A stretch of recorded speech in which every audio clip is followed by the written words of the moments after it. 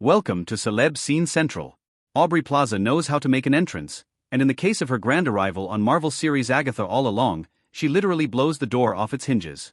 The actress reunites with her Parks and Recreation colleague Kathryn Hahn, though the pair rarely shared a scene together on the NBC sitcom, for the WandaVision sequel, which drops its first 2 episodes today on Disney+.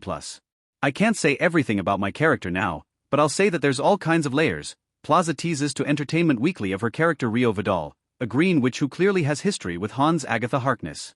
I really wanted to try to bring some kind of chaotic energy and a spontaneity to it that would keep Agatha on her toes, and just have fun playing in that dynamic. Mission accomplished.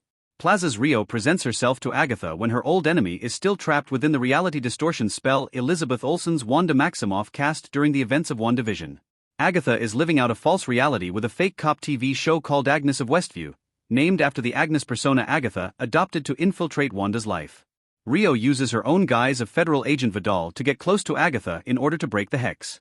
Once Agatha snaps back to reality and realizes she's been hexed for the past 3 years, the real Rio attacks. Armed with a blade and the power to conjure winds strong enough to toss Agatha around her home, Rio clearly has unfinished business to resolve. While she can't outright kill Agatha, presumably because of some witchy rule, Agatha remarks how witch-on-witch murder is not allowed. Rio is determined to make her suffer for unspecified past crimes. However, after trashing the house, she resolves to sit back and watch entities known as the Salem 7 hunt her down. She scared me, Patti LuPone, who plays divination witch Lilia Calderou, confesses of Plaza's performance. She did something in our first day of shooting together that opened up another aspect of Lilia. Agatha is able to escape Rio's wrath and the Salem 7 for the time being by assembling a coven of covenless witches and entering the Witch's Road, a realm of existence that will test the enchantresses with fatal trials but will grant the victors their heart's desires. It's fair to say, however, that Rio will be back in the game soon enough. Plaza speaks of the role in the same vein as her previous Marvel character, Lenny Busker of FX's X-Men-inspired drama Legion.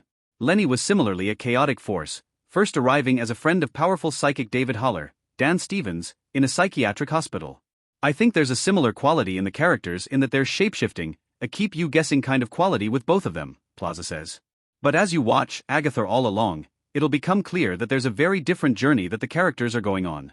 I felt Legion was a lot about my powers being stripped away and it was a very male-dominated world, and then this show is very female-dominated and very much about getting your power back.